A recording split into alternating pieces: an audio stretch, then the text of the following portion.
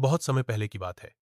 एक छोटे से गांव में मोहन नाम का एक गरीब लड़का रहता था। मोहन बहुत मेहनती था, लेकिन उसकी किस्मत हमेशा उसका साथ नहीं देती थी। उसके माता पिता नहीं थे।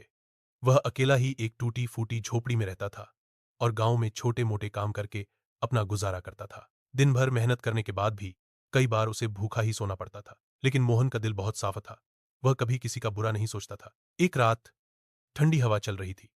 मोहन जंगल के रास्ते से लकड़ियां लेकर लौट रहा था। तभी उसे रास्ते में कुछ चमकता हुआ दिखाई दिया। मोहन ने जमीन पर झुककर देखा। वहां एक पुराना सुनहरा सिक्का पड़ा था। उसने सिक्का उठाया और हैरानी से बोला, इतना चमकदार सिक्का यहां कैसे? जैसे ही उसने सिक्का अपनी हथेली में रखा, सिक्का हल्का सा गर्म हो गया। अचानक एक धीमी सी आवाज गूंजी, मैं जादुई हूं, लेकिन सिर्फ सच्चे दिल वाले के लिए। मोहन डर गया, लेकिन भागा नहीं। उसने धीरे से पूछा, तुम कौन हो? आवाज आई, मैं ऐसा सिक्का हूं जो जरूरत के समय मदद करता है, लेकिन लालच करने वालों से सब कुछ छीन लेता है। मोहन ने सिक्का अपनी जेब में रख लिया और घर चला गया। उस रात मोहन बहुत भूखा था। उसने मन ही मन कहा, काश आज मुझे सिर्फ खाना मिल जाए। अचानक जमीन पर हल्की रोशनी हुई। मोहन ने देखा उसके सामने रोटी और सब्जी रखी थी।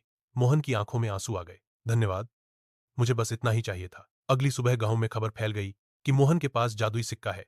कुछ लालची लोग उसके पास आए और बोले, उस सिक्के से सोना बनाओ। मोहन ने मना कर दिया, यह सिक्का जरूरत के लिए है, लालच के लिए नहीं। रात को गांव का एक अमीर साहूकार चुपके से मोहन की झोपड़ी में आया।